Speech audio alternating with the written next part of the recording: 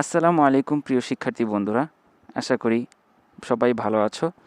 আজকে আমরা সপ্তম শ্রেণীর বাংলাদেশ ও বিশ্ব পরিচয় দ্বিতীয় সপ্তাহের অ্যাসাইনমেন্ট নিয়ে আলোচনা করব। অ্যাসাইনমেন্টের নির্ধারিত কাজ ছিল ভাষা আন্দোলনের ঘটনাবলী ধারাবাহিকভাবে লেখা এবং বিদ্যালয়ের সর্বশেষ আন্তর্জাতিক মাতৃভাষা দিবস কীভাবে পালন করা হয়েছিল তার একটি পর্যায়ক্রমিক বর্ণনা দাও। এবং সেখানে কিছু নির্দেশিকা দেওয়া ছিল যে 1947 সাল থেকে 1952 সাল পর্যন্ত ভাষা আন্দোলনের সংগঠনের সঠিক ঘটনাবলী তুলে ধরা এবং স্ব শিক্ষা প্রতিষ্ঠানে অনুষ্ঠান পালনের অভিজ্ঞতা তুলে ধরতে হবে। তো চলো বন্ধুরা, আমরা আমাদের উত্তরে চলে যাই। তা আমাদেরকে যেভাবে বলা হয়েছিল ভাষা আন্দোলনের ঘটনাবলী ধারাবাহিকভাবে লেখা এবং তোমাদের বিদ্যালয়ে সর্বশেষ আন্তর্জাতিক মাতৃভাষা দিবস কীভাবে পালন করা হয়েছিল তার একটি পর্যায়ক্রমিক বর্ণনা। তো আমাদের প্রথমে এভাবে শুরু করতে হবে যে ভাষা আন্দোলনের ঘটনাবলী ধারাবাহিকভাবে লেখা হলো। তারপর আমরা লিখব বাংলা ভাষা আন্দোলন ছিল 1947 থেকে 1957 পর্যন্ত তৎকালীন পূর্ব বাংলায় বর্তমান বাংলাদেশে সংগঠিত একটি সাংস্কৃতিক ও রাজনৈতিক আন্দোলন। মৌলিক অধিকার রক্ষাকল্পে বাংলা ভাষাকে ঘিরে সৃষ্ট এই আন্দোলনের মাধ্যমে তদানীন্তন পাকিস্তান অধিরাজ্যের অন্যতম রাষ্ট্রভাষা হিসেবে প্রতিষ্ঠার লক্ষ্যের গণদাবির বহিঃপ্রকাশ ঘটে।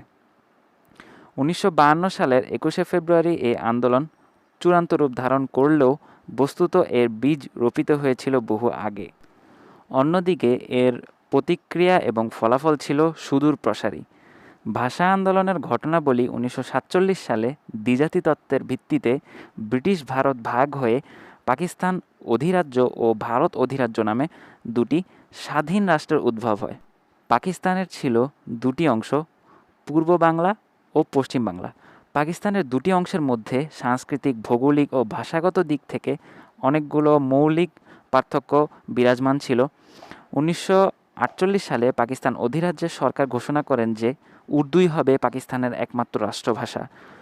এই ঘোষণার প্রেক্ষাপটে পূর্ব বাংলায় অবস্থানকারী বাংলা ভাষাভাষী সাধারণ জনগণের মধ্যে গভীর ক্ষোভের জন্ম হয় ও বিরূপ প্রতিক্রিয়া সৃষ্টি করে।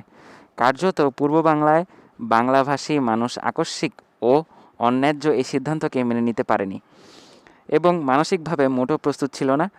ফলস্বরূপ বাংলা ভাষার সমমর্যাদার দাবিতে পূর্ব বাংলার আন্দোলন দ্রুত দানা বেঁধে ওঠে এবং আন্দোলন দমনে পুলিশ 144 ধারা জারি করে ঢাকা শহরে মিছিল, সমাবেশ ইত্যাদি বেআইনি ও নিষিদ্ধ ঘোষণা করে। 1952 সালের 21শে ফেব্রুয়ারি অর্থাৎ 8 ফাল্গুন 1358 বাংলা এই আদেশ অমান্য করে ঢাকা বিশ্ববিদ্যালয়ে বহু ছাত্র ও প্রগতিশীল কিছু রাজনৈতিক কর্মী মিলে বিক্ষোভ মিছিল শুরু করেন।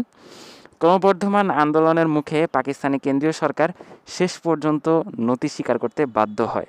এটি গেল আমাদের প্রথম প্রশ্নের উত্তর। তারপর আমরা দ্বিতীয় প্রশ্নে যাই। দ্বিতীয় প্রশ্নে বলা হয়েছিল তোমাদের বিদ্যালয়ের সর্বশেষ আন্তর্জাতিক মাতৃভাষা দিবস কীভাবে পালন করা হয়েছিল তার একটি পর্যায়ক্রমিক বর্ণনা দেওয়ার জন্য। তো দ্বিতীয় প্রশ্নের উত্তর আমরা যেভাবে লিখব সেটা হচ্ছে, প্রথমে আমরা লিখব যে আমাদের বিদ্যালয়ের সর্বশেষ আন্তর্জাতিক মাতৃভাষা দিবস যেভাবে পালন করা হয়েছিল তার একটি পর্যায়ক্রমিক বর্ণনা দেওয়া হলো। তারপর আমরা নিচে আসবো, নিচে লিখব মহান শহীদ ও আন্তর্জাতিক মাতৃভাষা দিবস উপলক্ষে, তারপর আমরা নিজ নিজ বিদ্যালয়ের নাম।